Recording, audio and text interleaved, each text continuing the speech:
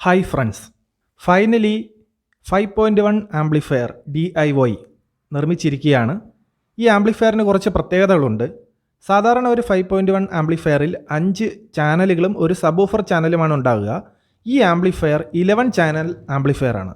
Active crossover left right ചാനൽസിന് ഉപയോഗിച്ചിരിക്കുന്നത് കൊണ്ടാണ് 11 ചാനൽ ആംപ്ലിഫയർ ആണ് ഇത്. ഇതിൻ്റെ കൂടെ നിർമ്മിച്ചിരിക്കുന്ന സ്പീക്കറുകൾ 3-വേ സിസ്റ്റമായിട്ടാണ് നിർമ്മിച്ചിരിക്കുന്നത്. അവയിലെ ഓരോ ഡ്രൈവറിലേക്കും സെപ്പറേറ്റ് ആംപ്ലിഫയർ ചാനൽ ഡ്രൈവ് ചെയ്യുന്നുണ്ട്. അതുകൊണ്ടാണ് 11 ചാനൽ ആംപ്ലിഫയർ ആയി ഇത് നിർമ്മിച്ചിരിക്കുന്നത്. പാട്ട് ആസ്വദിക്കാനും സിനിമ കാണാനും ഒരേപോലെ ഉപയോഗപ്രദമായിട്ടുള്ള രീതിയിലാണ് ഈ ആംപ്ലിഫയർ ഡിസൈൻ ചെയ്തിട്ടുള്ളത്. ഇതിൻ്റെ ഫ്രണ്ട് പാനൽ നോക്കിക്കഴിഞ്ഞാൽ ഇതിൻ്റെ പാനലും ക്യാബിനറ്റും G-Tech ഓഡിയോസിൽ നിന്നാണ് പർച്ചേസ് ചെയ്തിരിക്കുന്നത്.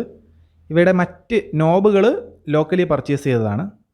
ഈ ലെഫ്റ്റ് സൈഡിൽ കാണുന്ന 2 സ്വിച്ചുകൾ USB ഡീകോഡറിലേക്കുള്ള DC സപ്ലൈയും ലെഫ്റ്റ് റൈറ്റ് ചാനൽസിൻ്റെ ഓഡിയോ ഇൻപുട്ടും സ്വിച്ച് ചെയ്യാനായിട്ട് ഉപയോഗിക്കുന്നത്.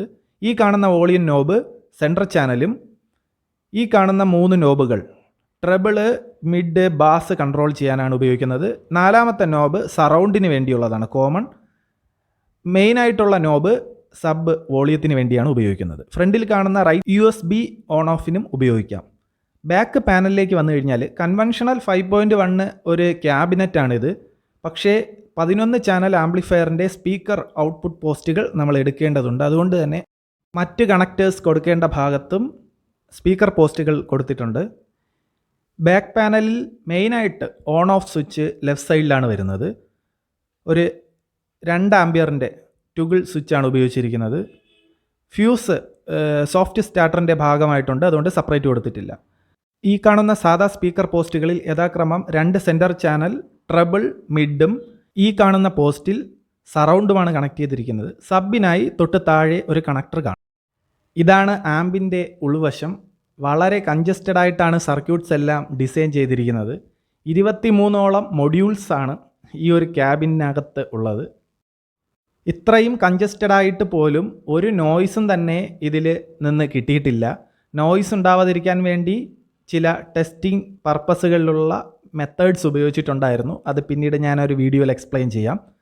ഇതിൻ്റെ പാർട്ടുകളെക്കുറിച്ച് പറയുകയാണ് എങ്കിൽ മെയിനായിട്ട് 2 ട്രാൻസ്ഫോമറുകളാണുള്ള 27027 ട്രാൻസ്ഫോമർ 7 ആംപിയർ, 12012 5 ആംപിയർ.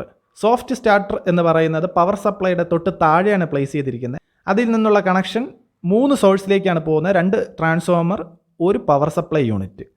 ഈ ട്രാൻസ്ഫോമറാണ് 12012. ഇതിൻ്റെ പവർ സപ്ലൈ ആണ് ആ കാണുന്ന 2 കപ്പാസിറ്റർ ഉള്ളത്. മെയിൻ പവർ സപ്ലൈ യൂണിറ്റ് 27027 ട്രാൻസ്ഫോമറിന് വേണ്ടി ഉപയോഗിക്കുന്നു. ഇവയുടെ 3 ടാപ്പിംഗ് ആണ് മെയിൻ ട്രാൻസ്ഫോമറിനുള്ള. അതിൽ 18018 കൺവെർട്ട് ചെയ്തിട്ട് 3 സബ്സോണിക് ഫിൽട്ടർ ബോർഡിലേക്കാണ് കൊടുത്തിരിക്കുന്നത്. എന്തിനാണ് 3 ബോർഡ് എന്ന് ഞാൻ പിന്നീട് എക്സ്പ്ലെയിൻ ചെയ്യാം. 3ാമത്തെ സോഴ്സായ 12 വോൾട്ട് SMPS ഡീകോഡറിനും USB മൊഡ്യൂളിനും വേണ്ടി എക്സ്ക്ലൂസീവ്ലി ഉപയോഗിക്കുകയാണ്. നോയ്സ് ഒന്നും വരാതിരിക്കാൻ വേണ്ടിയാണ് അങ്ങനെ ചെയ്തിരിക്കുന്നത്. ഇവ ഫ്രണ്ടിൽ കാണുന്ന സെലക്ടർ സ്വിച്ച് ഉപയോഗിച്ചുകൊണ്ട് ഇവയുടെ DC സപ്ലൈ ഇൻപുട്ട് സ്വിച്ചിങ് നടക്കുന്നുണ്ട്. എന്തിനാണ് 3 സബ്സോണിക് ഫിൽട്ടർ എന്ന് പറഞ്ഞു കഴിഞ്ഞാൽ ആക്റ്റീവ് ക്രോസ് ഓവറിൻ്റെ 3rd പാർട്ടായിട്ടുള്ള ലോ പാർട്ട് ഈ 2 സബ്സോണിക് ഫിൽട്ടറിലേക്ക് ഇൻപുട്ടായിട്ട് പോയ ശേഷമാണ് ആംപ്ലിഫയറിലേക്ക് ഫീഡ് ചെയ്യുന്നത്.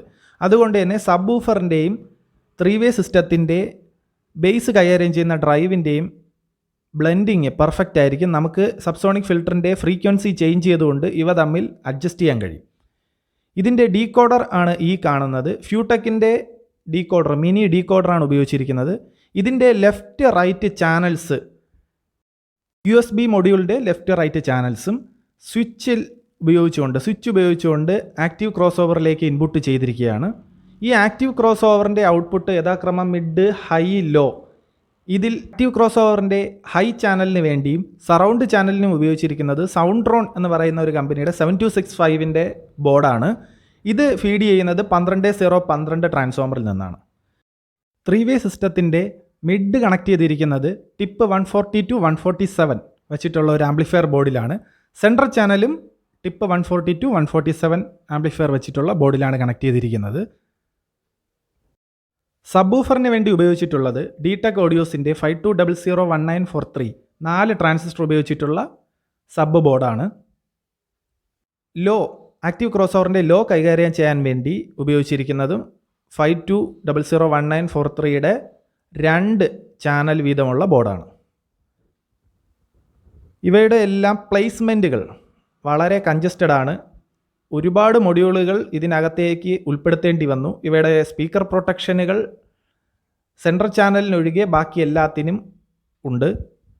സ്പീക്കർ പ്രൊട്ടക്ഷനായി എടുത്തിരിക്കുന്നത് DTECൻ്റെയും SD ഓഡിയോസിൻ്റെയും സ്പീക്കർ പ്രൊട്ടക്ഷൻ ബോർഡുകളാണ്. ഈ ആംപ്ലിഫയറിൽ കൂളിംഗ് ഫാൻ ഉൾപ്പെടുത്തിയിരിക്കുന്നത് ഇതിൻ്റെ ക്ലോസിംഗ് ക്യാബിനറ്റിലാണ്. ഇത്രയും ബോർഡുകൾ ഒരു 27027 7 ആംപിയർ ട്രാൻസ്ഫോമറിൽ കണക്ട് ചെയ്യുമ്പോൾ ഇവയ്ക്കുള്ള പവർ ലഭിക്കുമോ എന്നൊരു സംശയം ഉണ്ടാവാം. ഈ സിസ്റ്റം യഥാർത്ഥത്തിൽ ഒരു 100 സ്ക്വയർ ഫീറ്റുള്ള ഒരു റൂമിലേക്കാണ് ഉപയോഗിക്കുന്നത്. ആ റൂമിനകത്തേക്കുള്ള സൗണ്ട് എഫക്റ്റിന് മാത്രമുള്ള പവർ മാത്രം പരിഗണിച്ചാണ് ഈ ട്രാൻസ്ഫോമർ സെലക്ട് ചെയ്തിരിക്കുന്നത്. അല്ല വലിയൊരു പ്ലേസിലേക്കാണ് ഇത് വയ്ക്കുന്നതെങ്കിൽ ഈ ട്രാൻസ്ഫോമർ മതിയാവില്ല. എന്നാൽ ഇതിൻ്റെ ഉപയോഗത്തിന് ഇത് ധാരാളമാണ്. സ്റ്റീരിയോ ടവറും ആമ്പും മാത്രമാണ് ഇപ്പോൾ നിർമ്മിച്ചിട്ടുള്ളത്. ഇതിൻ്റെ സെൻട്രൽ ചാനലും സറൗണ്ട് സ്പീക്കേഴ്സും ചെയ്യുന്ന മുറയ്ക്ക് 5.1 എഫക്റ്റ് ടെസ്റ്റ് ചെയ്യാം. ഇപ്പോൾ നമുക്കൊരു സ്റ്റീരിയോയുടെ സാമ്പിൾ കേട്ട് നോക്കാം. താങ്ക്സ്.